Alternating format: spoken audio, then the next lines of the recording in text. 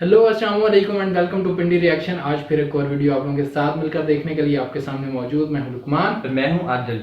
आज हम जिस वीडियो पे रिएक्ट करेंगे वो है let's check if you are brain washed about India. Okay, interesting है ना। कैरोलिना गौसलामी की है, इनकी हम पहले भी एक वीडियो देख चुके हैं। वो अच्छी थी। हाँ वो अच्छी थी।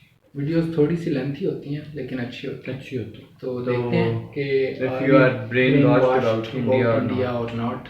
Let's see. तो ब्रेन वॉश्ड हैं किस सेंस में है सही?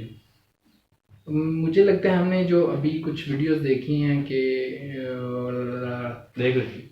1 2 3 गो start. Many of you have seen people of Indian origin in your country. How do you perceive them? And how do you perceive India? Many of you think of India as a country of poverty, slums, dirt, rapes, and caste system. And many of you got introduced to India through the famous movie Slumdog Millionaire. And then there are some of you who know India for its Bollywood and yoga. Well, it is not entirely your fault that you think this way, and there is no doubt that India does have its imperfections, but India is definitely not what we are shown in our countries. Like many of you, I was also a victim of the mainstream media in my country until I ended up living in India and started to keenly observe this country. And of course, to understand India and its mechanism, one really needs to have fine-tuned senses. Next time you see Indians in your country, remember that their country is being transformed into something like this. However, you are mostly shown only that. And of course, many of you were never told that for many years, India has been one of the fastest growing major economies of the world. Are you worried that Indians are stealing your jobs in your countries? No, you are not fully informed. Perhaps you do not know that Indians are also providing thousands of jobs in your country, and they are doing it in different parts of the world. There are more than 800 Indian companies in the UK, which employ around 110,000 people. In the USA, Indians-owned firms employ more than 600,000 employees. Have you noticed that when the media in the West talks about rapes in India, they rarely talk about the rape rate statistics, and probably it is because India is nowhere close to the Western countries in rape rate. Yes, I'm aware that while talking about rape, one must consider things like underreporting, marital rape, homosexual rape, false filing, law of rape, conviction rates, and many other factors. And that is why I sincerely recommend you to dig a bit deep into this and analyze where your own country stands before you become a victim of the mainstream or fake stream media. By the way, were you also told that the so-called developed countries do not only have a much higher rape rate, but also their citizens travel abroad to rape the citizens of poor countries? Europe, North America, Australia, New Zealand are some of the main sources of international child sex tourists who perform sex crimes in other countries. Were you also told that many Western women travel abroad to enjoy female sex tourism? And it is difficult to believe that the boys who are hired by these rich women are in some cases not underage. India has always been a multicultural society, and yes, in one way or another, discrimination may exist in India too. But wait, which country is crime-free? Is your country crime-free? Is there no discrimination in your country? India is a country where its minorities are allowed to thrive and grow in numbers and also in percentage. India is a country where many dharmic traditions like Jainism, Sikhism, Buddhism and Hinduism were born, and the people of India have even accommodated the ideologies and religions that did not originate from their own land. When I first heard of Indian caste system in my country through our media, it was not even mentioned that in India, not only the minorities, but also the members from those societies which are also known as low caste end up becoming presidents, vice presidents, prime ministers, and chief ministers. Has the media in your country told you about this when they talked about Indian caste system to you?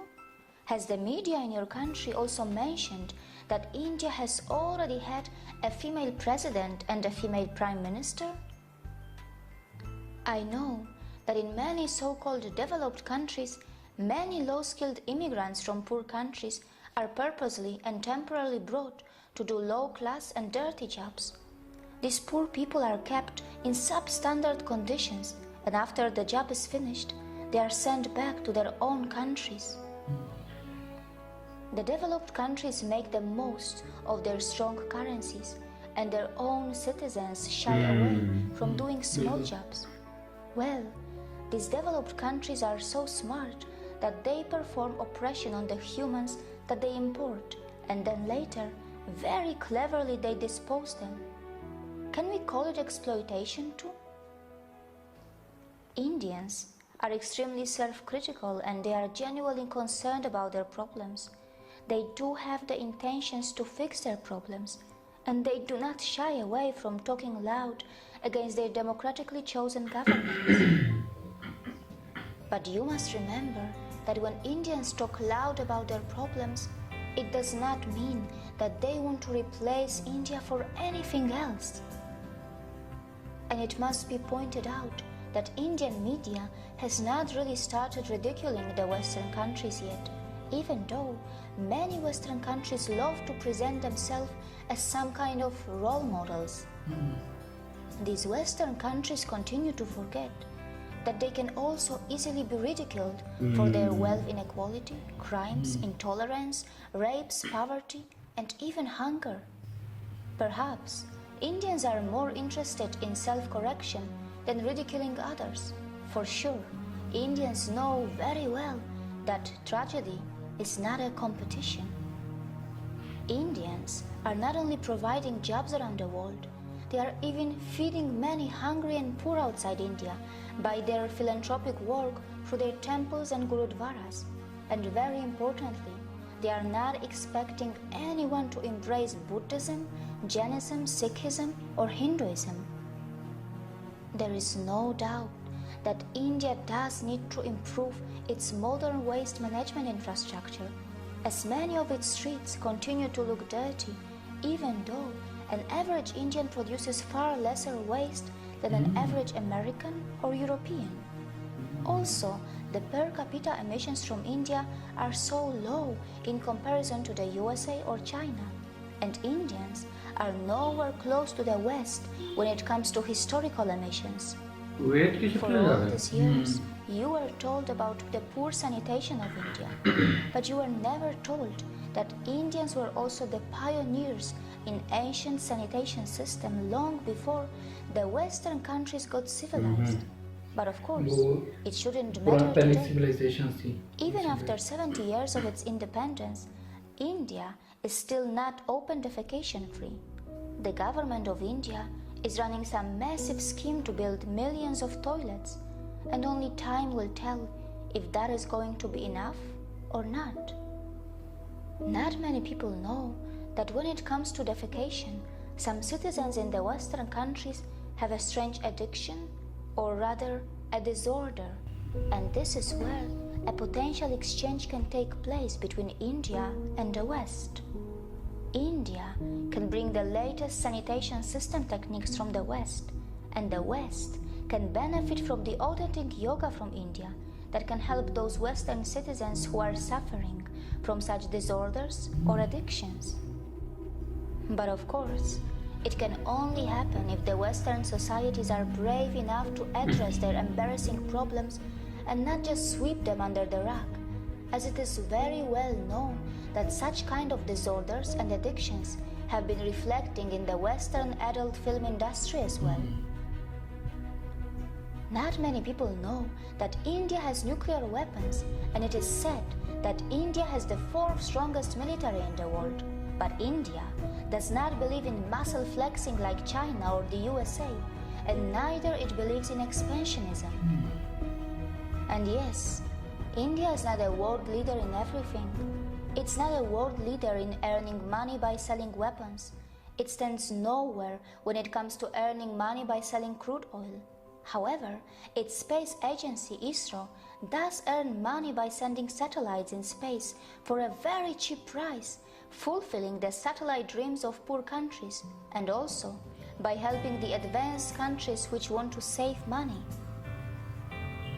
India is not a leader in the porn industry, and neither it is a top destination for sex tourism. Mostly, Indians are just very simple and kind-hearted people, and only some of them know that their land was the richest in the world for thousands of years, and it was gradually pushed into poverty as it was exploited, looted, and colonized by its invaders and colonizers. And these unfortunate victims who have just tasted their independence after centuries of oppression and atrocities are finally rebuilding their country in an extremely democratic environment that may slow down things a bit for them, but at least their system attempts to involve everyone in the rebuilding of their nation. Nice. The good news is that India's rise is unlikely to cause any country a demographic trouble, as India's dharmic institutions are not interested to convert you from your religions.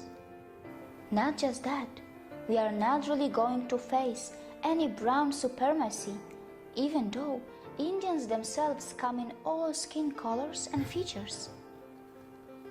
It is also highly unlikely that Indians will hate you, even though many of you may have developed prejudices against them because of the mainstream media houses, which for some special reasons are overplaying and sensationalizing their problems.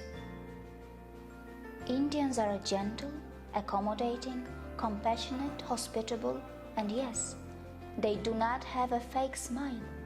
Their smiles are still very real, and most importantly, they are forgiving. Look how they even welcome the people from the land of their ex-colonizers in their country, even today. Before you comment on India, remember that the countries which were never colonized will not easily understand what it means to suffer from a post-colonial identity crisis. India may have its imperfections, and in this process of rebuilding, it will make its share of mistakes, and it will learn from them. Perhaps we also need to learn how to build a relation with Indians on equal terms, with mutual respect, without feeling superior or inferior, while focusing a bit more on ourselves to address our own embarrassing problems. See you again. See you again. Nice. See you again. बहुत अच्छा और बड़ा positive वो दिया ना perception India के बारे में. It was good in this regard, और एंड बहुत अच्छा किया इस हिसाब से बिल्कुल कि हमें अपने प्रॉब्लम्स की तरफ फोकस करना चाहिए सबसे पहले, ना कि नेगेटिव चीज़ें हर कंट्री में होती हैं, लेकिन ज़रूरी है कि हम पॉजिटिव चीज़ों को हाईलाइट करें. ऐसा ही इन्होंने वीडियो में किया कि पॉजिटिव चीज़ों पॉजिटिव इमेज देने की कोशिश की. बिल्कुल. आप लोगों को ये वीडियो कैसी लगी कमेंट में हमें बताएं, और कुछ ऐड करना चाहें, कुछ कहना चाहें, कुछ सजेस्ट करना चाहें तो डू कमेंट. और अगर आप हमें फॉलो करना चाहते हैं तो इंस्टाग्राम पे आप हमें फॉलो कर सकते हैं. लिंक इंस्टाग्राम का वीडियो की डिस्क्रिप्शन में मौजूद है.